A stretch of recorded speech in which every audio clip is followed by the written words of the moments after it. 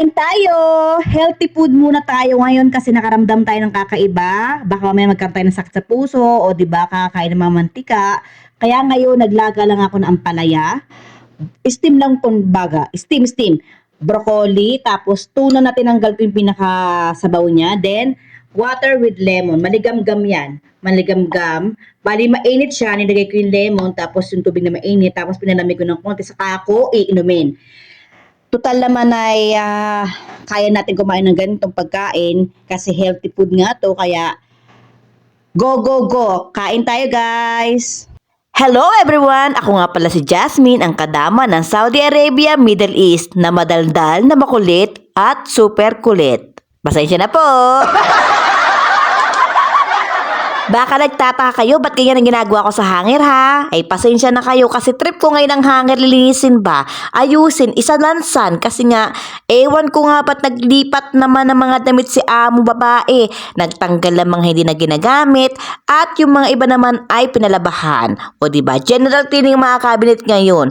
Ang ginawa ko lang naman sa mga hanger, pinagsama-sama ko yung magagandang klase na pwedeng gamitin sa mga habayan ni among babae at sa dress ng aking mga alaga at sa tube ni among lalaki kasi matibay-tibay nga yung mga yan. Tuna. Ito lang. Then, ampalaya.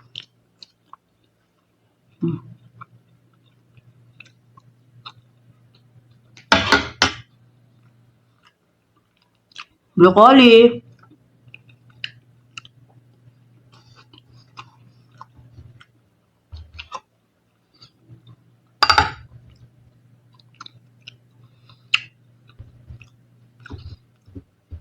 Yung mga employer ko hindi kayang kumain ng ganito, syempre. Alam niyo naman, mga Arabo, hindi nila kayang kumain ng mga ganitong pagkain.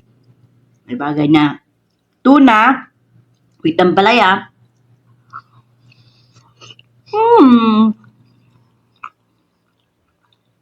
Abay, sinipag pa ako. Niligpit ko pa yung mga plastic na pinagamitan kagabi. Abay, sayang din yan.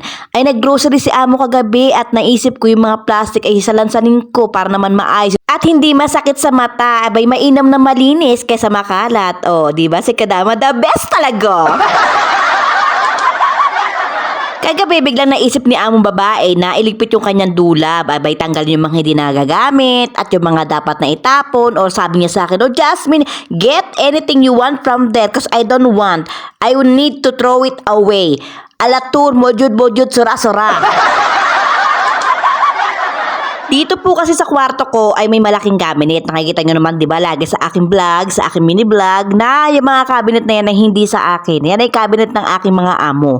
Damitan ng aking amo babae, ng aking amo lalaki, mga damit nilang panlamig, ng aking mga alaga, medyas nila, sombrero nila. Abay, ito yung pinakalagayan nila talaga sa kwarto ko, yung pinaka-cabinet na malaki. Kasi mga kwarto nila ay maliliit lang ang cabinet, hindi kasya yung malaking cabinet. Almost 1 AM na rin kami natapos ni among babae sa kakaligpit ng cabinet. Kasi nga sabi niya, itatapon na niya ng iba at yung iba naman ay ikikip ko para daw sa anak ko. Sabi ko, sige, pipili na lang ako, madam. Kasi ayoko niyan kasi hindi ako sexy. Ikaw sexy, ako lumba-lumba. Mataba yan eh.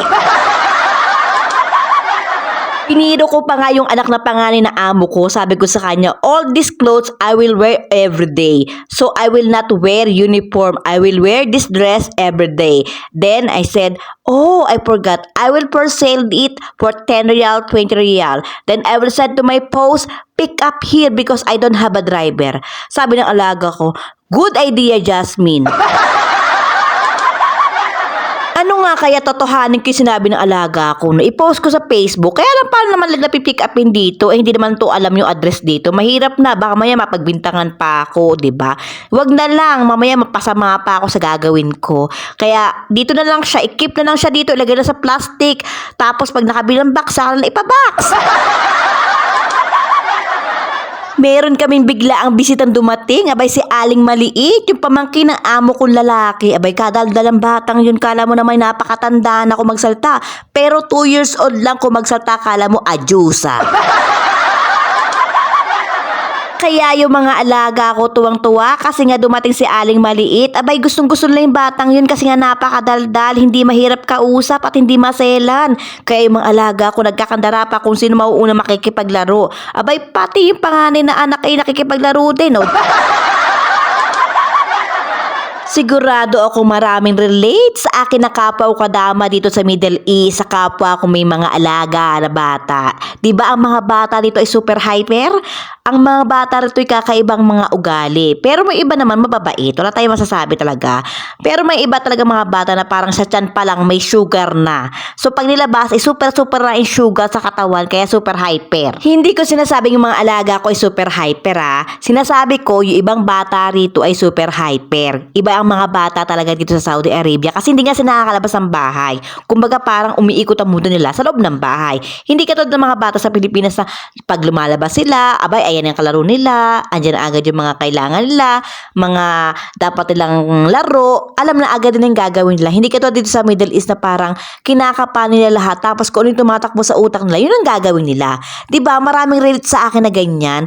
Pero hindi ko sinasabing mga alaga ko ay pasaway at hyper Hindi ganun.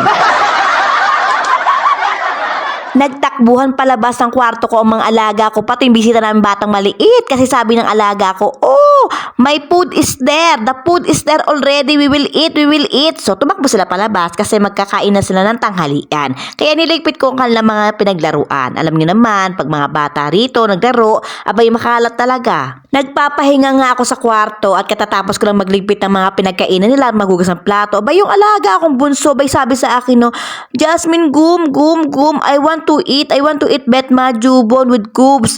Sabi ko, kakakain mo na ng kanin, hindi ka ba kumain ng kanin? Sabi niya, Ana, jawan, mara. Sabi ko, okay, sige, how many? 2 egg, 2 egg? You can eat 2 egg? You eat already rice? Sabi niya, please. Kaya ayan, ginawan ko siya ng betma jubon with cubes at betma jubon with plain. Hanggang dito na lang. Don't forget to follow, like, comment, and share. Thank you for watching!